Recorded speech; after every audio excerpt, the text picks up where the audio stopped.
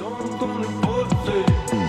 a hit le road et samedi soir, notre clinch en balie sous vide. J'ai pas un sou avec moi, mais je te parle avec le sourire. Aujourd'hui, on explique c'est quoi Coveo.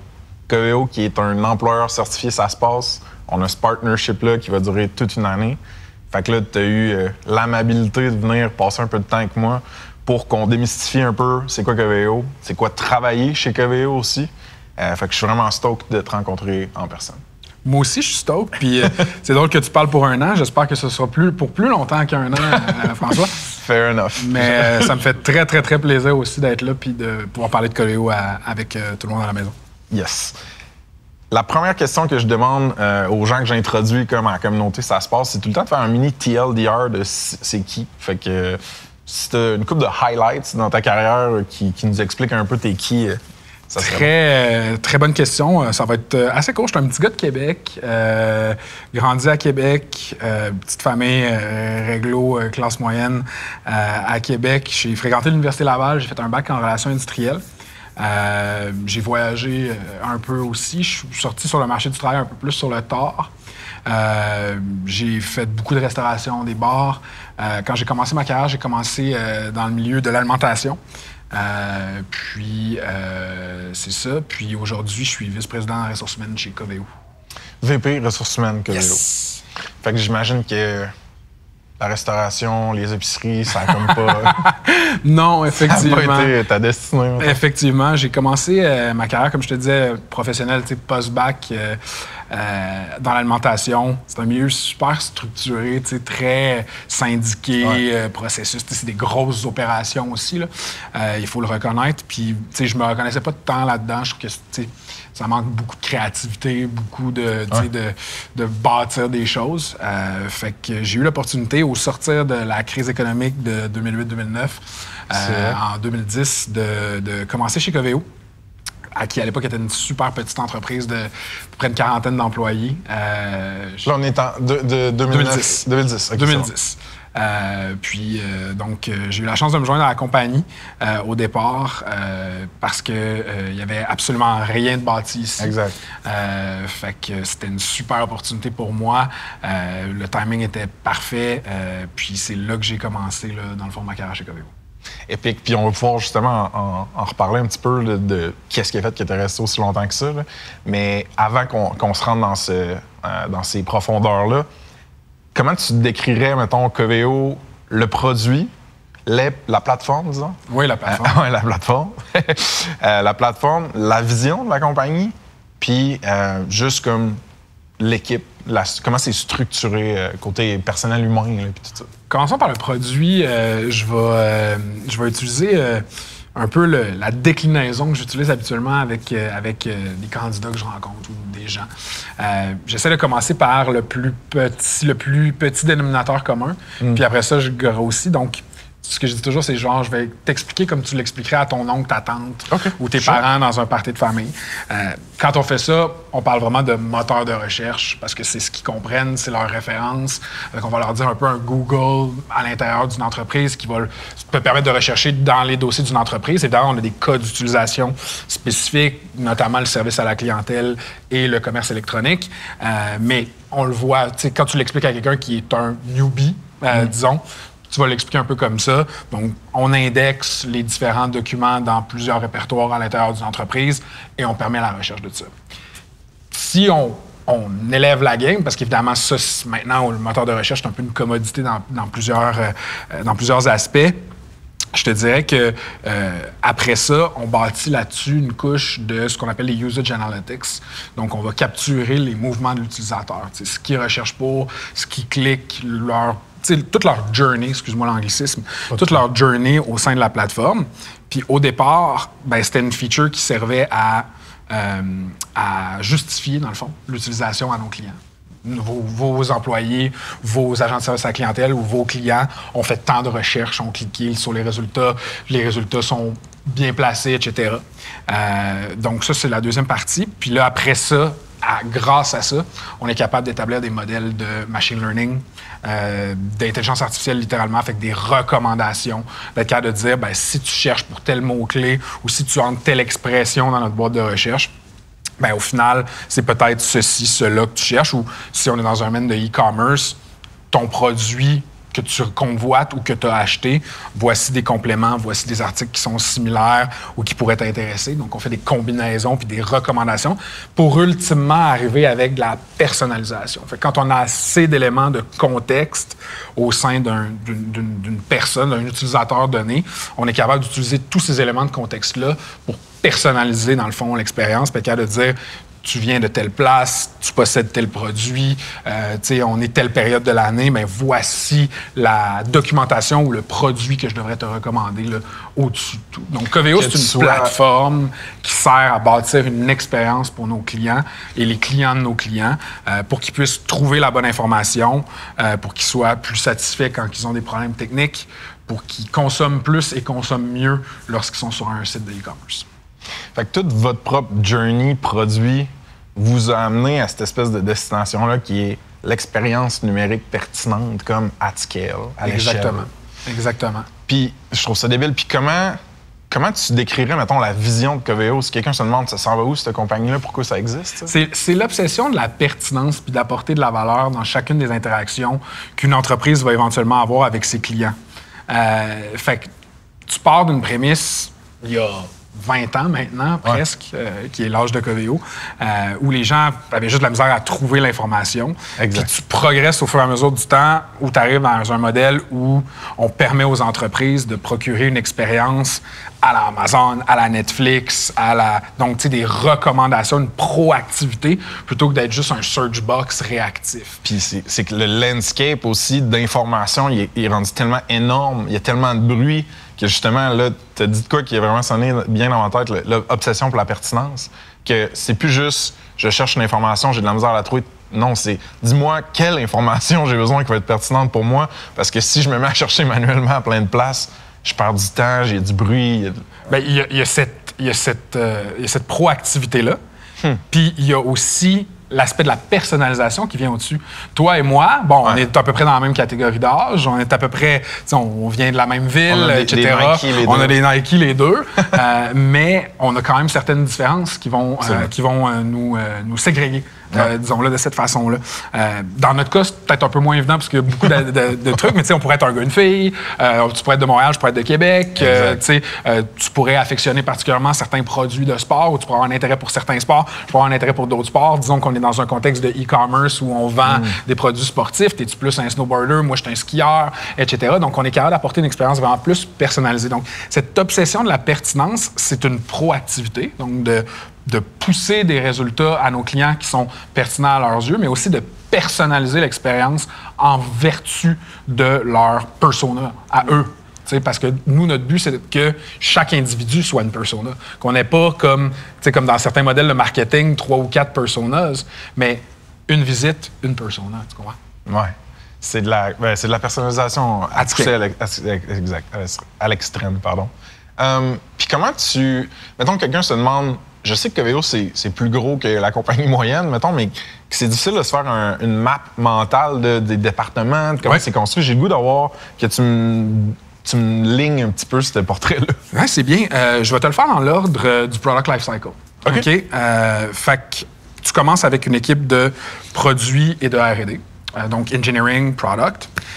Donc ça, c'est presque exclusivement fait au Québec. On a un bureau à Québec, un bureau à Montréal. Dans la province de Québec, on emploie à peu près 600 personnes. On a près de 800 personnes globales à travers la table, puis je vais tout le détailler dans un instant. Mais nos équipes d'engineering, on parle d'à peu près 250 à 300 personnes. Bureau de Québec, bureau de Montréal. Des gens dans la région de Sherbrooke, puis un peu partout remote au Québec, mais presque exclusivement au Québec. Ensuite, tu as les équipes de go-to-market, fait que les équipes de marketing, de vente, de partenariat stratégique, développement des affaires, etc. Tous ces gens-là, évidemment, il y a une régionalisation qui est un peu plus grande que dans le cas de la production du produit. Nous, on a la chance, comme je viens de te le dire, de produire nos produits, d'utiliser du brain power québécois presque à 100%, mais on vend nos produits, 95%, c'est exporté à l'extérieur du Canada. Exact. Puis les réalités de marché dans tous ces différents endroits-là, évidemment que ça fait du sens que la team go-to-market, commercialisation, soit distribuer aussi. Exactement. C'est pour ça que là, on en a plusieurs aux États-Unis, on en a en Europe.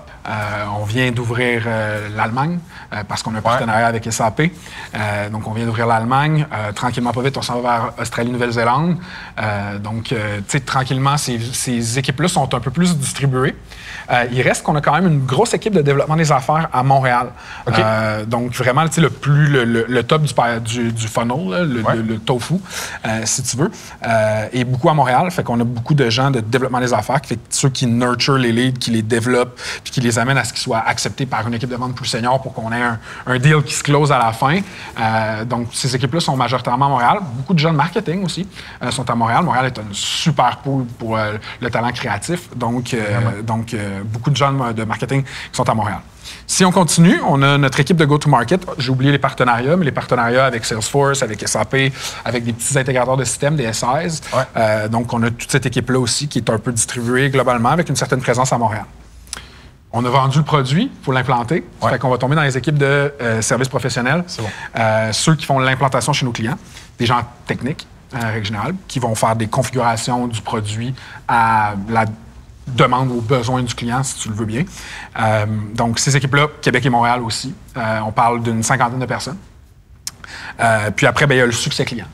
Configuration, utilisation, meilleures pratiques, suivi avec les clients pour être sûr qu'on n'est pas arrivé, on t'a implanté quelque chose, puis on te laisse aller, puis là, la valeur est minimale dans ce temps-là. Fait qu'on les accompagne là-dedans, fait qu'on a des gestionnaires de succès client qui vont s'occuper de ça. Distribués à travers l'Amérique du Nord et l'Europe, nos principaux marchés, mais aussi une présence forte à Montréal. Support technique, ou, excuse-moi, soutien technique, comme voudrait que je le dise le QLF. Donc, soutien technique, encore une fois, Québec-Montréal, un petit peu en Angleterre pour développer le marché européen puis soutenir le marché européen. Mais comme l'engineering puis le produit, c'est concentré au Québec, soutien technique? Oui. OK, c'est bon. C'est vraiment la grande majorité. C'est bon. Et puis, pour terminer, les équipes d'administration, finance, légal. Légal, mine de rien, plus d'une dizaine d'avocats à l'emploi de Coveo pour les contrats clients, mais aussi le data privacy, la gestion des données, la compliance, la sécurité et le corporate, puisqu'on est publicly traded. Donc, on a beaucoup de travail de ce côté-là aussi. Ressources humaines, dont je m'occupe, fait que tout ce qui est acquisition de talents, gestion des talents, développement organisationnel, les pratiques, compensation, benefits, etc., les systèmes, l'intégration de systèmes RH aussi, puis tout ce qui est, comme je l'ai dit, finance, comptabilité, et puis tout ce qui est IT. Fait que nos infrastructures pour le succès.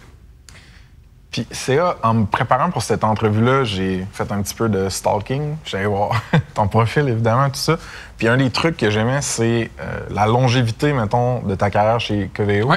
Fait que tu me sembles être une belle emblème pour une carrière qui scale en même temps qu'une compagnie scale. Fait que ça, c'est fucking cool, mais souvent, ce que je veux demander au monde qui ont ça, puis sont rares, c'est pourquoi? Pourquoi t'as fait, entre guillemets, c'est pas le bon mot parce que, disons, thriver et. Je le comprends. On le comprend tous. On le comprend pourquoi t'as fait ce bon bout de parcours-là puis tu continues de le faire sur. Ça fait quoi, 14 ans? Oui, 14 ans. 14 ans dans un mois et demi. Tout d'abord, il y a l'opportunité. La croissance a été un très gros vecteur de Coveo. Elle l'est encore. T'sais, on est une entreprise en pleine croissance. Ça donne des opportunités. Ça permet de se développer. La confiance, moi, que j'ai obtenue au départ de la part des gestionnaires de l'entreprise, qui m'a permis de prendre mon envol, qui m'a permis de me développer, qui m'a permis de toucher un panoplie de sujets à toutes les fonctions de ressources humaines, de l'acquisition de talent au développement organisationnel à travers ces 14 années-là. Tranquillement, pas vite, toujours toucher des nouvelles choses. Puis c'est le lot de plusieurs de mes collègues aussi, des histoires de gens qui ont une longévité comme la mienne chez Coveo, il n'y en a pas juste un, il y en a vraiment beaucoup.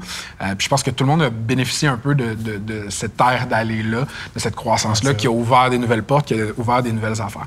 Je te dirais que par contre, la croissance, c'est bien, mais il faut qu'il y ait quelque chose qui te stimule aussi. L'innovation. L'innovation de cette compagnie-là. Notre valeur première, c'est la passion. littéralement. La passion pour ce que tu fais, la passion pour ce que Coveo fait, cette obsession de la pertinence dont on a parlé tout à l'heure. Donc, un paquet de gens passionnés qui poussent toujours les choses plus loin. Tu sais, quand tu es tout seul puis que tu as l'impression que tu rames tout seul, c'est tough. Quand tu pousses puis que tu rencontres des gens à machine à café qui te parlent de comment eux autres aussi ils poussent de leur bord, cette espèce de passion commune est vraiment hot. Puis je pense que c'est ça qui a drivé beaucoup le succès, la capacité d'innovation de Coveo et de transformation parce que, tu sais, ça fait 20 ans qu'on est en affaires, mais on est toujours, même après 20 ans, dans un domaine hyper, tu sais, genre de pointe et pertinent. C'est ça, c'est que tu peux voir ta carrière évoluer, mais aussi la compagnie dans laquelle tu la dépenses, ta carrière évoluer. Puis c'est ce que je trouve débile aussi, c'est que si, mettons, tu prenais un snapshot des produits puis de la plateforme Coveo il y a 14 ans quand tu as commencé, puis tu le prenais là aujourd'hui, c'est genre jour puis la nuit, puis probablement que tu n'aurais même pas été capable de prédire que ça se rendrait exactement là. Non, puis c'est ça qui est impressionnant. Puis comme tu le dis, écoute, moi je suis rentré, on n'était pas dans le cloud. Fait que c'était uniquement on-prem, des licences qu'on appelait perpétuelles. Fait que tu t'achetais ça puis ça t'appartenait pour la vie. Comme t'achètes un CD comme on achetait un CD de Microsoft Office à cette époque-là, tu sais. Transformation. On est allé sur le cloud bien avant nos compétiteurs, bien avant tout le monde.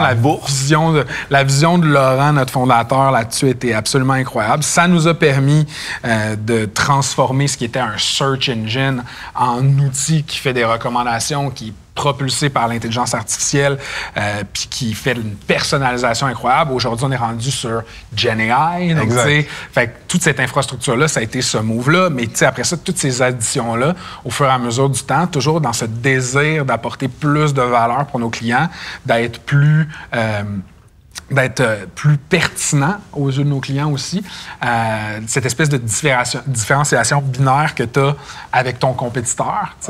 Parce que nous, cette entreprise de Québec, se bat contre, à l'époque, on était petits, mais on est encore, je continue à le dire, mais petite entreprise de Québec compétitionne sur un deal avec Google Search Appliance ou avec les personnages que Microsoft avait acquis à l'époque, que Oracle avait acquis, on est toujours demeuré comme le petit Astérix dans la gang. Là, fait qu'il a fallu toujours évoluer puis toujours développer des nouvelles features, des nouvelles fonctionnalités, des nouveaux cas d'utilisation pour être plus pertinent puis se distinguer dans ce marché-là, qui était quand même beaucoup targué. Puis aujourd'hui, il y a une nouvelle compétition avec des plus petites compagnies qui sont up and coming puis qui viennent dans nos plates-bandes. Puis c'est très sain parce que nous, ça nous permet de continuer à évoluer. La compétition, ça crée l'innovation aussi.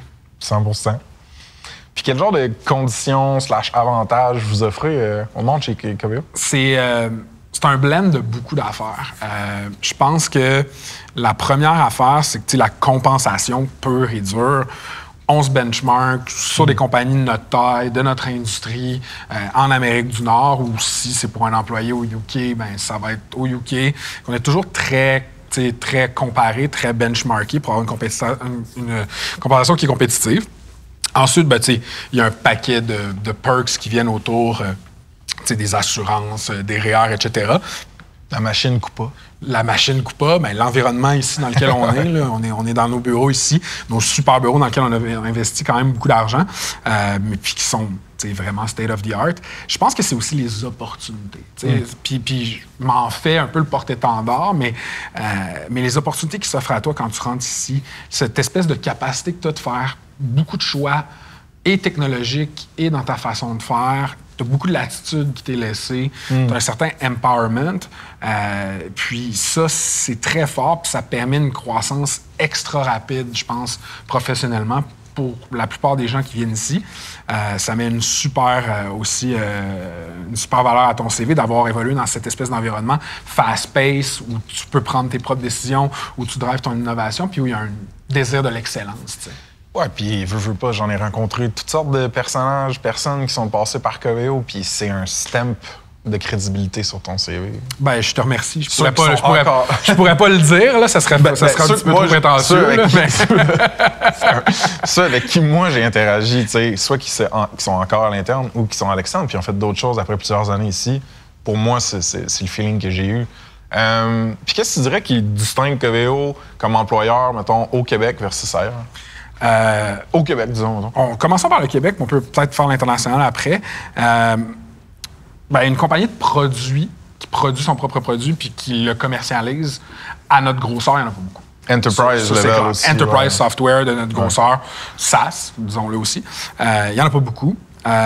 L'innovation, l'espèce d'esprit d'entrepreneuriat de nos leaders, qui ont très à cœur la création de richesse au Québec aussi. Tu sais, notre société, notre affaire, on continue à croire qu'on génère beaucoup de valeur, comme je l'ai dit tout à l'heure, tu sais, de produire ici, de créer de la propriété intellectuelle ici, de l'exporter par la suite. Ouais, c'est un, tu sais, ça ramène beaucoup de richesse ici. Je pense que ça distingue de plusieurs autres entreprises aussi. Notre culture de l'excellence puis de l'innovation, je pense que c'est un gros plus aussi là-dedans. Fait que je pense que ça fait quand même un bon gros différenciateur. Moi, ce que je trouve cool de l'extérieur, si je peux me permettre, c'est aussi le fait que d'avoir une compagnie de la trempe de Coveo, comme Scale-Up, mettons, en tech au Québec, ça augmente nos chances de garder notre talent puis qu'il ne soit pas en mode expat, qu'il ne soit pas en mode je m'en vais à XYZ place parce que j'ai pas le genre d'opportunité assez ambitieuse. Oui, puis tu sais, sans tomber dans le nationalisme non nécessaire dans les circonstances, on a eu beaucoup des expats qui sont revenus travailler pour nous. Tu sais, des gens qui avaient une carrière, qui avaient décidé d'avoir une carrière en Silicon Valley, par exemple, tu sais, puis que là, une compagnie d'envergure québécoise software, ça m'intéresse. Ou des gens qui travaillaient dans des grands écosystèmes, des Salesforce, des Oracle, etc., qui sont revenus un peu au bercail. Je pense que ça aussi, c'est une valeur ajoutée en plus de ce que tu as dit, qui est comme, tu n'es pas obligé de t'exporter pour travailler dans une grande opération. 100%. Je serais curieux... pour finir, j'aime ça finir un petit peu avec des trucs un petit peu plus philosophiques, mais on a parlé tout puis moi aussi offline de la culture, la notion de culture. Puis ma question pour toi en tant que VP aux ressources humaines chez Coveo, c'est qu'est-ce qui est le plus difficile ou qu'est-ce qui est le plus gros défi avec construire une culture d'entreprise saine? C'est une bonne question. Tu sais, construire une culture, c'est pas pour tous les cas. Quand tu crées une start-up, les fondateurs sont les porte-étendards de ta culture. Ça fait 2 fois que j'utilise porte-étendard en pensant. C'est eux qui font ta culture. Puis ils engagent du monde à leur image, puis ça grossit, puis cette culture-là se bâtit. Je pense que la construction de la culture après ou de la préserver à travers l'expansion, c'est le défi, c'est là le challenge. Quand tu commences à embaucher des gens, par exemple, petite compagnie de Québec qui embauche des gens au Texas, puis à Londres, puis du monde je sais pas, mais en Allemagne maintenant, c'est quoi l'intérêt pour eux, puis l'engagement qu'ils ont, versus les gens qui viennent ici à tous les jours au bureau depuis 15 ans, comme moi. Ben c'est sûr que c'est différent. Fait que, ça te prend une vision qui est inspirante, ça te prend un leadership qui est inspirant aussi, mais il faut aussi que tu restes vrai à tes valeurs. Faut pas que tu fasses de concessions dans ta façon d'administrer tout ça. C'est normal qu'à un certain moment donné, il y a des gens qui n'adhèrent plus à ta culture. Pour X, Y raison. Pas parce que ta culture est mauvaise ou est toxique, tout simplement parce que le fit est plus... Elle évolue, exactement. Tu peux penser à des gens au départ qui arrivent dans une start-up puis qui bâtissent toutes sortes d'affaires en travaillant toute la nuit, un peu avec la broche, avec les moyens du bord. Ils font des choses extraordinaires parce qu'ils ont de la créativité, parce qu'ils sont débrouillards, parce qu'ils poussent, etc. Mais quand tu arrives dans un contexte où tu es rendu sans développeur, c'est pas pareil. C'est plus pareil. T'sais, est-ce que ça veut dire que ta culture est rendue mauvaise? Absolument pas. C'est un exemple que je te donne, puis ça pourrait être ça pour bien des affaires. Fait que la question, c'est de rester vrai sur tes valeurs, de rester vrai sur ce qui te porte, pas faire de concessions, parce que quand tu fais des concessions, tu édulcores ta culture, puis en plus, tu gardes en place des gens qui n'y adhèrent pas à 100%. Tu fais homme des concessions. Puis c'est difficile de prendre ces décisions-là, parce que il y a certains bons éléments qui vont être déçus puis qui vont quitter. Tu as certaines affaires, puis le talent ne court pas les rues. Fait que c'est assez difficile.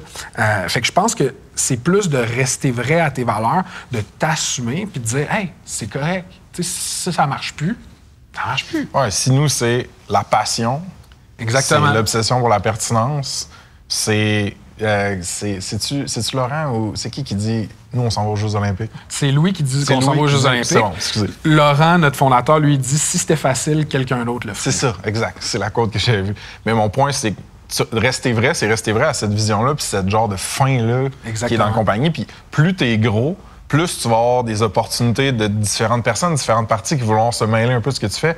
Plus c'est difficile, mais essentiel de dire non à certaines affaires. Absolument. C'est par là qu'on s'en va, c'est ce genre de monde-là qu'on cherche. Faut que tu arrives à apporter un cadre sans enfermer le monde puis tuer l'innovation.